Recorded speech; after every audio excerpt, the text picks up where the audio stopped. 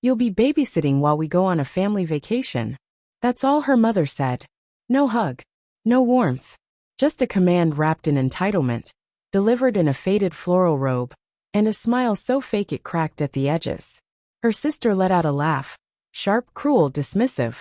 The kind of laugh that scrapes across your dignity like glass on pavement. To them, I wasn't a person anymore. Just something broken. Something to be used. They all laughed, until I said quietly, "Good luck paying for it without my card." That's when the room stopped breathing. My wife screamed from the hallway, a high, panicked note cutting through the air like a blade. Her father roared, voice heavy with years of stored fury, the kind of rage that ferments in silence. Her mother's tone shifted instantly, begging now, syrupy and saccharine, like spoiled fruit pretending to be sweet. But me? I didn't shout. I didn't even flinch. I just stood there, carry-on still in hand, shoes still wet from the snow outside. And for the first time in that house, silence didn't just happen. It listened. 6 hours later, I was on a plane, 2 layovers behind me, 1 missed call from her phone, which I assumed meant she was asleep or pretending to be, or maybe just too busy being elsewhere. I walked into a house that smelled like too much cinnamon and not enough truth. It was a scent trying too hard to be welcoming, masking the coldness the walls couldn't hide. The kids ran past me laughing, one with peanut butter smeared across his shirt, the other already holding my phone like it belonged to him. My wife didn't greet me. Her coat wasn't on the rack. Her voice was nowhere in the noise. I turned to her mother and asked, "Where is she?" "Oh, sweetie, she's just packing. You'll be fine with the boys." I hadn't seen her in 2 days. And now suddenly I was the help. Not a partner. Not a man they loved. Just an extra pair of hands, an unpaid favor and worn shoes. No thank you. No welcome. Just expectation. I remember placing my bag by the stairs, not in a room, not with care. Just there. Like an afterthought. Like something they hadn't decided to let inside. Part of me still wanted to believe it was a mistake. That she'd come rushing down any moment, arms open, face warm. That she'd pull me close and say, "Come on, we're doing this together." But all I heard was a zipper. That heavy, final sound of a suitcase closing upstairs. The kind of zip that says, "I'm already gone." And it wasn't just that moment. There were signs. So many signs I ignored. How she stopped saying we when talking about the future. How she'd flinch at talks about refinancing the house.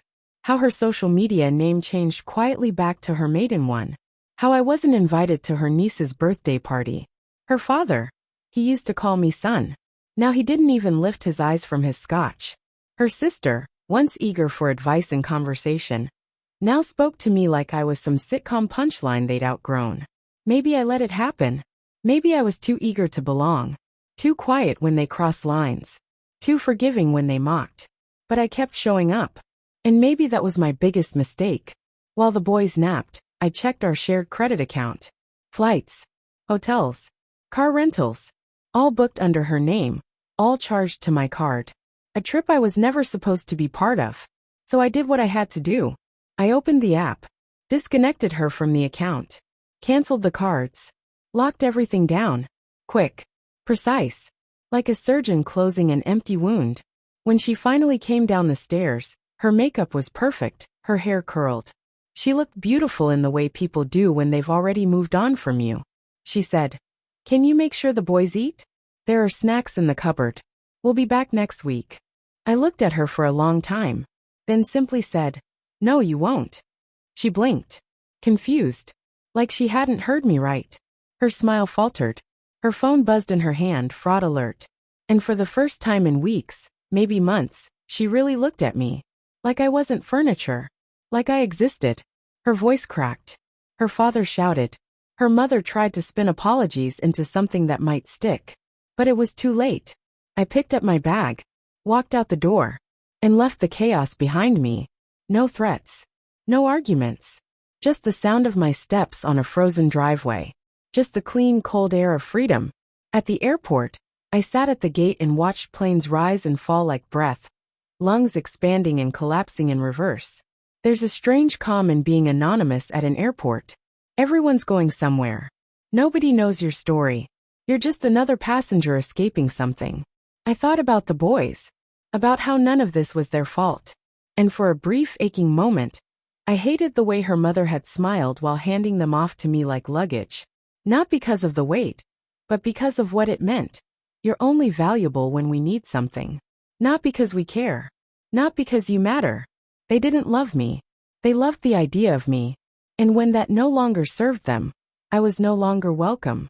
But that part of my life is over now. They'll go on their vacation. They'll explain away the silence. They'll rewrite the story to make themselves the heroes. But truth doesn't dissolve in lies. You can't unshow someone who they really are. And once you see it, you can't unsee it. I didn't need to burn that bridge. I just needed to walk away before they could push me off it. And in the stillness that followed, for the first time in a long time, I could hear myself again. Not noise, not pain, just silence. And the honesty that lives inside it. Sometimes that's all you need.